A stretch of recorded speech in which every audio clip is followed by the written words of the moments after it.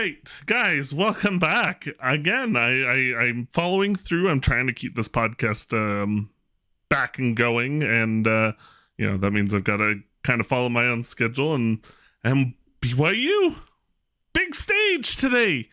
Today we had big noon kickoff. We had the main Fox team covering the game.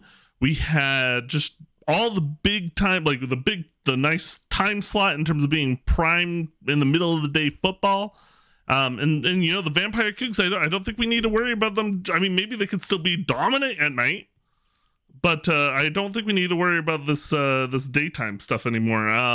Hopefully I'm not speaking too soon, but it looks like 2 day games in a row, and BYU's been able to handle their business. And it was an awesome game to watch. I'm gonna do kind of, it's kind of just off the cuff reactions. This is this is maybe kind of a lighter version of Locked On Cougars, because he's much better about the sports analysis and things like that. I cannot, like I said, I'm probably gonna be mentioning his podcast every week, but Jake Hatch over at Locked On Cougars, great content. He interviews players on the regular. He gives you good statistical breakdowns. He's very good at doing his film study and making sure he can identify like what went good and what went wrong for BYU. I can do that a little bit by looking at stats, but I'm not nearly as good at him as at a lot of these things. So I would head on over there as soon as you're done listening to this, and make sure that you're listening to him on the regular, because he's going to give you good content. And I think it's like 5 days a week generally, except for during like football season. He does do Saturdays for the after the game episodes. So, it's a pretty much daily podcast. And it's great to be able to listen to BYU football, even when, maybe the radio guys aren't talking about it at all, or most of them will, but like you get like a full half hour of just straight content of him talking about it. So anyways, kind of similar to me, but obviously I probably won't have a half an hour worth of discussion on this game. But BYU is 6-0. We've already exceeded last year's win total. I mentioned to some people on Twitter, there's kind of this sixth win was kind of the first, like, we needed to get past it for me. Not necessarily to believe in the team. I believed in the team after the past couple wins. But for me to feel like the ghosts of last season are exercised. And so, we started off last season with, we were 4-1 at one point, and then, 5-2,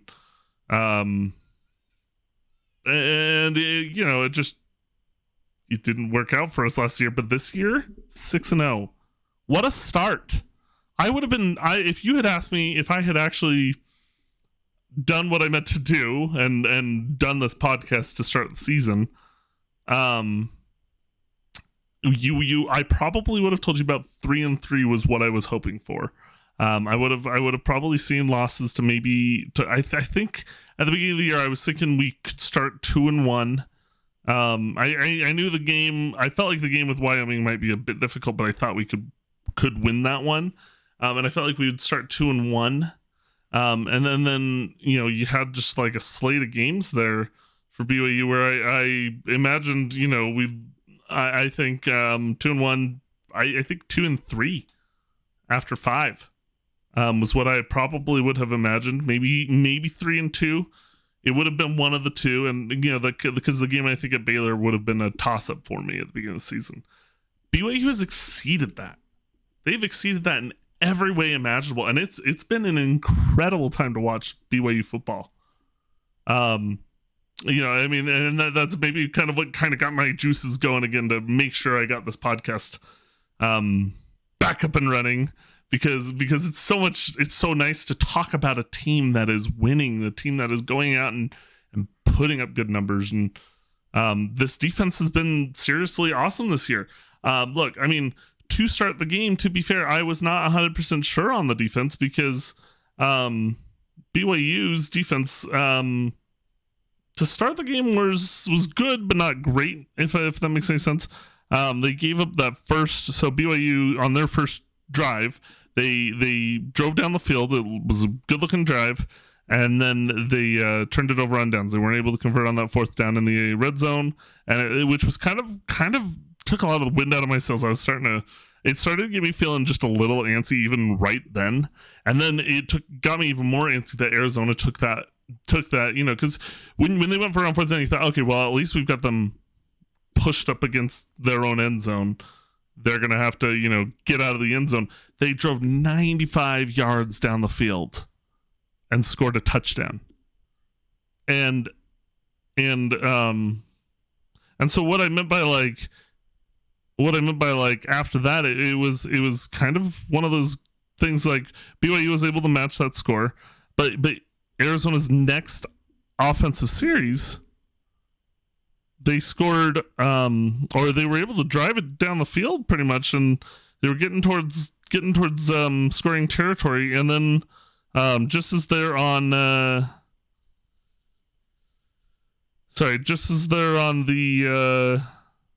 BYU 28, Noah Fafita throws an interception, and BYU is able to be this opportunistic defense. It's been awesome to watch, and as soon as that happened, that really took the defense, and then they started to really make adjustments, because like I said, it was about a 47-yard drive, and so it looked like their offense was clicking 2 drives in a row, and I had some cause for concern from the defense, but the defense started to make more and more. That interception helped. The next play, the next drive again, it was a 51-yard drive, and they were driving, and they were at the BYU 35, and then they turned it over on downs. Arizona did. And so, they were at the BYU 24, and then they turned it over on downs.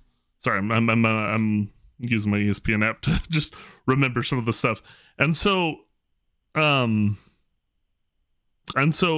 was kind of like Arizona was kicking out all these yards, but they weren't able they weren't putting the ball in the end zone. And it was like, it made me wonder, is the defense going to be able to keep this going? Because this is they're allowing some big plays. Is Arizona going to start scoring here? And to the defense's credit, they were making sure that the defense tightened when they got to when Arizona got to BYU's side of the field. The defense tightened very nicely, and that's what allowed BYU to get those stops. And then, BYU, so you go into halftime up 14-7, and on that first play of the second half, Noah Fafita throws an interception. BYU gets to take over and immediately it's 21-7, and that's when the game felt like it was in BYU's control. Arizona had opportunities from there, but after that, you had a fumble from Arizona, and then Arizona had to punt, field goal, touchdown, and then they turned it over on downs, interception for pick six. And it just was after BYU was able to get that first turnover, that's what's been awesome about the BYU's been able to stick on the positive side of the turnover battle, and that has been so helpful to BYU's success this year. And it's like I said, it's been awesome to watch. BYU's offense looked pretty good today. They were able to match, especially at the beginning when the defense wasn't necessarily putting up stellar numbers. The BYU's offense was able to put out yards and get touchdowns. They scored 2 of their 4 drives in the first half ended with touchdowns, and they were able to keep themselves in the game while the defense was able, and that gave the defense time to make those adjustments, and that was what really helped BYU to win this ball game. So ultimately, looking at the stats, BYU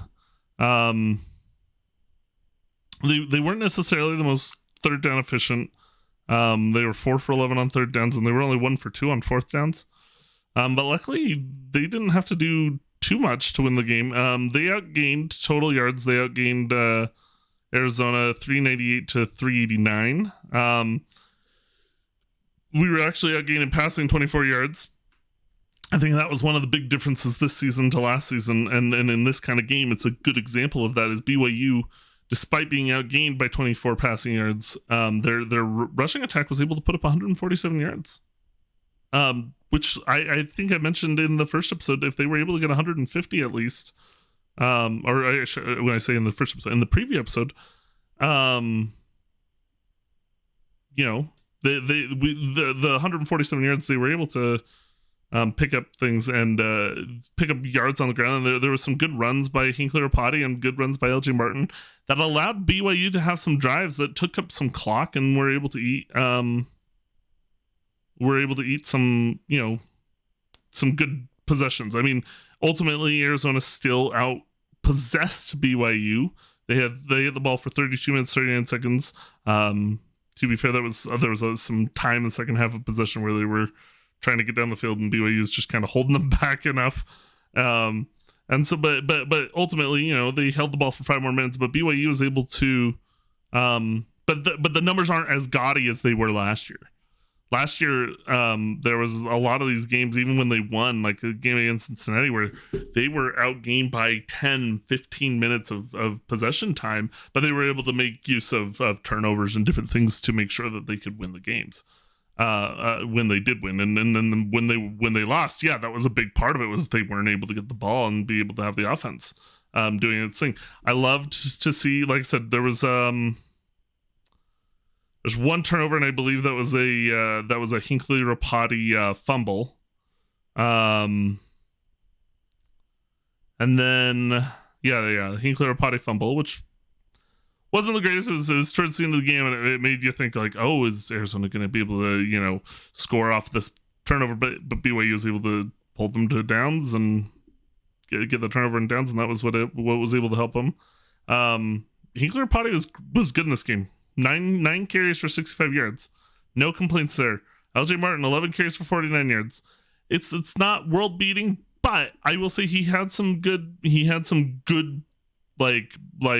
runs where he broke some tackles and was able to get the first down in some very, very key moments. And I think that was awesome to watch. And this is his first game back from an injury, so I think as he continues to get things going more and more, you'll see better and better things from LJ Martin. Sorry, I have a buddy named CJ. That was on my mind. And Jake Retzloff's 18 for 32 for 218 yards, 2 touchdowns. Parker Kingston had that other touchdown. And it was all well done. It was a well-run offense for BYU. Not too many turnovers. They won the turnover battle. Jake Retzloff took care of the ball. He made the plays when he needed to make the plays, and BYU was able to come with this victory. They put that seal on it with that pick 6 at the very end of the game that I mentioned. And you hold Arizona. You have Noah Fafita, 26 for 52, 275 yards, 1 touchdown to 3 interceptions. It's just incredible to see what BYU's defense was able to do. And then they also forced a fumble. So that's 4 turnovers that they got Arizona to commit. And I think you got to give BYU's defense credit, because there were people that were like, oh, well, you can't necessarily expect teams, BYU to beat teams if there's these other teams that are going to take much better care of the ball. But BYU was able to beat them. So yeah, BYU was able to do something that, that Utah wasn't able to do, which is difficult. Utah was beaten by this Arizona team on their home field. I do think that there was, you did get a little bit of help from Manu going out to the targeting call. There was a bit of talk about that on Twitter, and it's tough. It's tough because I get the idea of want to make sure these players are playing the game the correct way, but at the same time, I think there's got to be more you could do to discourage the kinds of tackles that occur there, so that way it doesn't necessarily completely change the game. But at the same time, that's the rules that we are currently sitting in. So they know the rules, we know the rules, and it's on equal lines on that way. But it sucks. It sucked for Arizona for that to happen. BYU, the Arizona rushing attack wasn't able to get anybody over 50 yards. 9 carries for 48 yards for Riscano. 13 carries for 39 yards for Conley. Only 1 rushing touchdown. I mean, it was just a masterclass by the BYU defense. And it was great to see BYU be able to go out there and win this one. But yeah, 6-0. We're bowl eligible. No matter what, BYU's playing in a bowl game this year. But I mentioned on my thought on Twitter was this. Now there is a lot of relief that comes from those ghosts being exercised, but there's a whole new set of stress for me now watching these BYU games, because now I'm going into, you would, if you told me at one point, like, yeah, you're gonna get 6 wins on the season, or at least 6 wins on the season, I would have been like, okay, once that 6 win is there, I'm fine with whatever happens in the season. No, now that BYU 6-0, you want to see them. It's tough to go undefeated. It really is. But if BYU, what I would love to see is if BYU can take these next 2 weeks and beat Oklahoma State and beat UCF, and then go in that bye week 8-0, that would be huge to go into Rice-Eccles Stadium 8-0 and be having the Holy War mean that BYU needs to try to, because if BYU made it through the Holy War undefeated, again, we'll get there when we get there, and I'm not going to necessarily say that happens because that's a tough task to beat them in Rice-Eccles Stadium. But if BYU can get there, there's so much to play for this season. And so I love seeing what the culture of this team. I think that they have every ability to be able to go out there and face these tough tasks. And I love to see what Kalani does. I'm looking forward to see what BYU can put out for the rest of this season and see if they can continue to compete in this conference. It's going to be tough. It's going to be tough. As I'm recording this, currently Iowa State is currently playing West Virginia. And then that's an important game for us in that sense of rankings. And right now, as I'm recording this, Iowa State is up 21-10. But we'll see how that game goes tonight. And then we'll see as we go through this weekend. Where does BYU fall in the rankings now after this? This shows they're showing the college football landscape that they are not the team that everybody thought they were to start the season. That it was not just a fluky game in Kansas against Kansas State. That they were, even though they maybe lost that big lead against Baylor, that's not necessarily who the team was. Because I think a lot of people wondered, well, maybe that's the BYU we should expect to see over time. And BYU's showing that this is a good team. This is a competitive team. So I'm looking forward to see what they do for the rest of the season.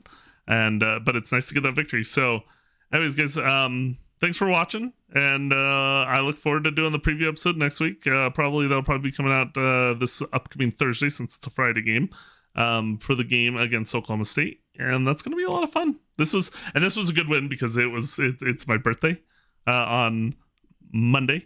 And so I'm just super happy to see BYU get a victory on my birthday weekend. It's just awesome.